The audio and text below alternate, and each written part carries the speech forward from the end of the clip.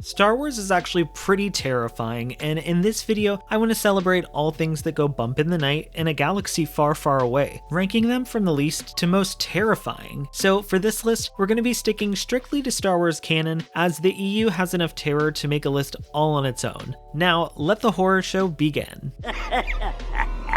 Starting off my list at number 10, we have ghosts, and more specifically, Force ghosts. Force ghosts have been around since the 1980s, beginning with Obi-Wan's appearance in The Empire Strikes Back. Putting ourselves in Luke's shoes, seeing a vision of your deceased Jedi Master for the first time since their death has to be a little terrifying, or at least a little startling, and that's why I have them at number 10 on the list. Since episode 5, we've now seen the Force ghosts of Yoda, Anakin, Luke, Leia, and Qui-Gon in Star Wars media throughout the years. Moving on to number 9, we have resurrection. While resurrection in Star Wars isn't necessarily terrifying, the act of resurrection goes against the will of the Force, and that's what makes it such a taboo topic. So far in Star Wars media, we've actually seen 3 characters resurrected on screen, with the first being Ahsoka Tano. In the Clone Wars Season 3 Mortis arc, Ahsoka is killed by the Sun during an altercation between the Jedi and the Mortis gods. Following the Sun's retreat, the mortally wounded daughter offers to transfer her remaining life force into Ahsoka, using Anakin as a conduit, successfully bringing Ahsoka back to life. Our second example of resurrection occurs in Episode 9, The Rise of Skywalker, following Rey's duel with Darth Sidious. The sheer amount of power Rey had to channel in order to destroy Sidious ultimately resulted in her own death, a selfless sacrifice she made for the betterment of the galaxy. So, in return, Ben Solo sacrifices his remaining life force to resurrect Rey, allowing her to live on. The third and most recent example of resurrection in Star Wars takes place in Tales of the Underworld, showing us how Asajj Ventress was resurrected after her death in the Clone Wars novel Dark Disciple. Following her burial in Dathomir's Water of Life, the spirit of Mother Talzin gave Ventress the choice to pass on to the spirit world or return to the land of the living, with Ventress ultimately deciding to return, sacrificing her heart's desire. Before we continue, please leave a like and consider subscribing for more Star Wars content. Now at the number 8 spot, I have Sith spirits. Unlike Force ghosts, Sith spirits were usually tied to an object or location for eternity, doomed to never be rid of their pain or move on to the afterlife.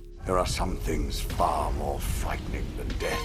Some examples of Sith spirits we've seen in Star Wars canon media include Yoda's encounter with Darth Bane in the Clone Wars Season 6, Luke's encounter with the Grand Inquisitor in the 2020 Star Wars comic series, Darth Momin from the 2017 Darth Vader comic series, and Viceroy Exum Panchard from the Shadow of the Sith novel. Both Darth Bane and the Grand Inquisitor appear as fiery wraiths in their spirit form, furthering the idea that they'll never find peace in death or pass on, while the spirits of Darth Momin and Exum Panchard were tied to their masks, allowing them to live on, possessing any beings that wear them.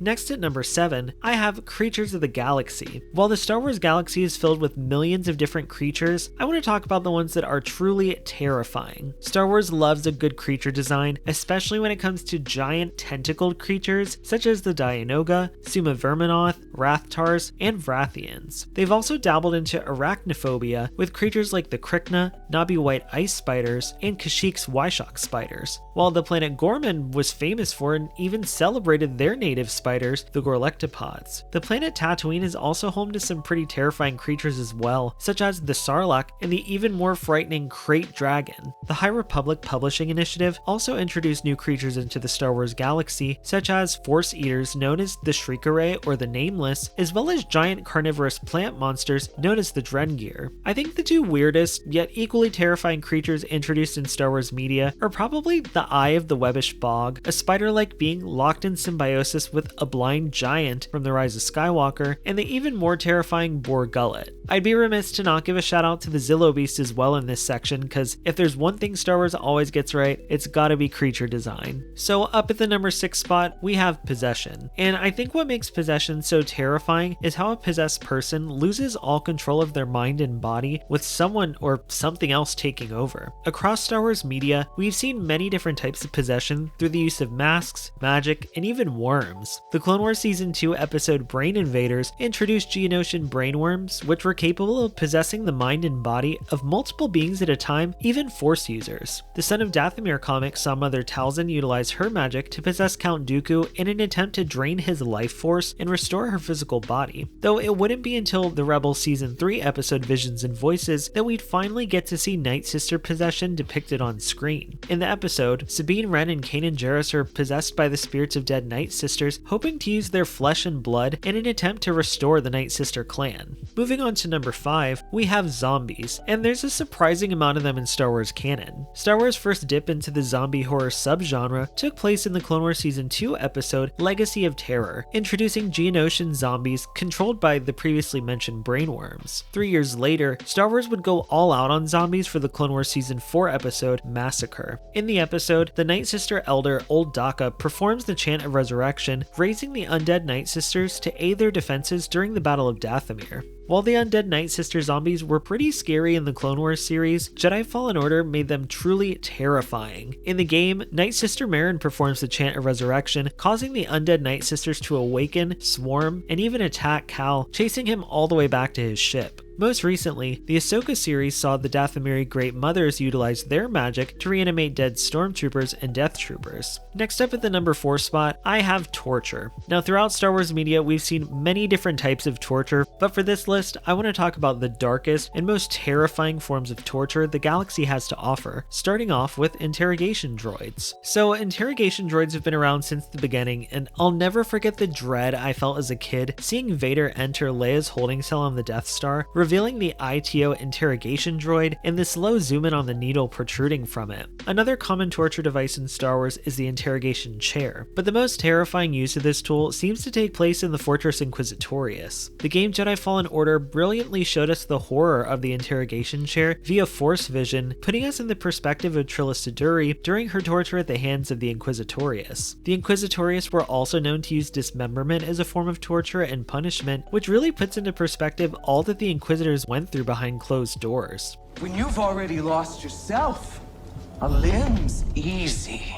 The Andor series also gave us an extremely dark and horrifying look into Sonic torture in the Season 1 episode Nobody's Listening. Bix is taken into Imperial custody and forced to listen to recordings of agonizing cries of dying children in an attempt to coerce her into revealing information. Not only is this form of torture extremely dark, since the audio was taken from the Empire's genocide of the Dizonite people, but Dr. Gorst treats it as something scientific and experimental, adding an extremely unsettling presence to the already unnerving sequence. Thankfully, Bix ends up getting her revenge on Dr. Gorst in Andor Season 2, subjecting him to his own torture device at the highest level. The last form of torture in Star Wars I want to highlight is probably the most evasive form, mental torture. While there are many different ways to torture the mind, I think the most terrifying example is mind probing through the Force. We also can't talk about mental torture without mentioning Bor Gullet from Rogue One and his ability to invade a being's mind against their will, leaving them in a state of incoherent madness. The idea of someone or something being able to peer inside your head, going through your thoughts, emotions, and memories, all against your will, is honestly terrifying, and that's why I have it at number 4 on my list. Moving on to number 3, we have magic. So magic in the Star Wars universe is actually another aspect of the Force, and there's no way I could do this video without mentioning witch magic and Sith alchemy. I have a whole video dedicated to the different witches of Star Wars that you can check out at the link in the cards or the description if you're interested, but for this list, we're going to focus on the most well-known Star Wars witches, the Night Sisters. Along with possession and reanimating the dead, Night Sister magic can be used for healing, communicating across the galaxy, physical enhancements, and doll magic. The Night Sisters could also use their magic to conjure physical objects, invisibility potions, energy barriers, energy bursts similar to Sith lightning, and teleportation. But I believe the most terrifying depiction of Night Sister magic we've seen in Star Wars happens in Jedi Fallen Order. In the game, we see Night Sister Merrin use her magic to bury Taron Malicos alive. The Son of Dathomir comic made it clear that Night Sister magic was the only power to truly rival the Sith, with Darth Sidious even admitting that Mother Talzin was the only person he considered a true threat to the Sith grand plan. Speaking of Sidious, let's talk about the Sith and their use of magic known as Sith alchemy. While we haven't seen it explored a ton in canon, we have seen Sith alchemy performed in both the Clone Wars Season 6 episode Sacrifice and the Rebel Season 4 episode A World Between Worlds. In the Clone Wars, Darth Sidious and Count Dooku used Sith alchemy to attack Yoda during his journey to the ancient Sith world Moraband, creating an illusion of Sifo Dyas and eventually dueling him along with Anakin Skywalker in a vision. In Star Wars Rebels, we see Sidious using Sith alchemy again in an attempt to gain access to the World Between Worlds. Now, at the number 2 spot, we have the dark side. I don't think I have to explain why the dark side is so terrifying, but I do want to talk about some of the most terrifying abilities a practitioner of the dark side can perform. Star Wars Episode 4 introduced audiences to Darth Vader, and with Vader came the introduction of the Force Choke. I think what makes Force choking so terrifying is the suspense of not knowing whether or not you'll survive the encounter. Another terrifying dark side ability is Force Lightning. Not only have we seen Force Lightning used as a form of torture, but it's also capable of disfiguring and even killing the person it's directed at. Ultimately, I think the most terrifying dark side ability is the ability to cheat death, or at least the attempt to.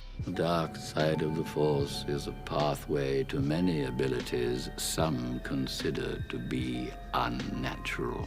Maul survived being cut in half using the dark side of the Force, and Darth Sidious survived being thrown down a reactor shaft and the explosion of the Death Star using nothing but the dark side as well. The dark side and its users go against the very nature of the Force, continuously trying to bend it to their will, fueling their power with anger, hate, pain, and suffering. But at the end of the day, the dark side and the power it grants is just a prison, as it'll never be enough. So finally at the number 1 spot, I believe the most terrifying thing in Star Wars is body horror. For those who aren't familiar with the horror subgenre, body horror or biological horror intentionally showcases grotesque or psychologically disturbing violations of the human body, typically pushing the physical form of its subjects to their natural limits and beyond. For a full deep dive into Star Wars body horror, definitely check out my video in the cards or in the description, but for this list, we're going to focus on the most terrifying and egregious examples of body horror in Star Wars media. Star Wars is no stranger to cybernetics, but it's when these modifications are done without consent or against the will of its victims that cause Star Wars cybernetics to cross into body horror territory, with the most easily recognizable example being Darth Vader. During his duel on Mustafar with Obi-Wan, Vader was dismembered, burned alive, and left for dead on the shores of the Lava River, but he was eventually recovered by Sidious and reconstructed into a human cyborg against his will. The entire sequence of Anakin's defeat and transformation into Darth Vader from Revenge of the Sith is body horror to a T, and Star Wars has only doubled down on Vader body horror ever since, showing us a brief glimpse of Vader outside the suit in Rogue One, and then again in the Obi-Wan Kenobi series, seeing the Sith Lord literally being pieced back together. Darth Vader isn't our only example of Star Wars body horror though, as a similar transformation occurred to General Grievous. Revenge of the Sith gave us a glimpse at what was left of Grievous's vital organs held inside a sack within his chest plate, while the Clone Wars Season 1 episode Lair of Grievous teased fans at what horrors might lay beneath his faceplate. Another great example of body horror in Star Wars is cloning, and while cloning isn't exactly terrifying, cloning has the ability to push the physical form of its subjects to their natural limits and beyond. The Imperial cloning program on Mount Tantus was essentially a playground for body horror, housing many different machinations and experiments, along with the highly classified Project Necromancer. Even Palpatine himself existing in The Rise of Skywalker is body horror. Other great examples of body horror in Star Wars include the Bomar monk droids in Return of the Jedi, the introduction of Spider-Maul in the Clone Wars Season 3, the Decraniated from Solo a Star Wars Story, the discovery and rescue of Echo in the Clone Wars Season 7, and the Spider Tank cyborg mech from The Mandalorian Season 3. Unlike choosing to give into the dark side or becoming a Sith, the idea of being turned into a cybernetic being against my will, losing any to every degree of my autonomy and humanity, is way more terrifying than anything else. I'd much rather be force choked to death than live out my days trapped in a mechanical prison or in a shell of my former self, void of any identity or the characteristics that make me, me. But what do you think of my ranking, and what do you think is the most terrifying thing in Star Wars? Let me know in the comments. Thank you all so much for watching. Make sure to follow me on social media at ScottyHolidaySW, and as always, may the Force be with you, and happy spooky season.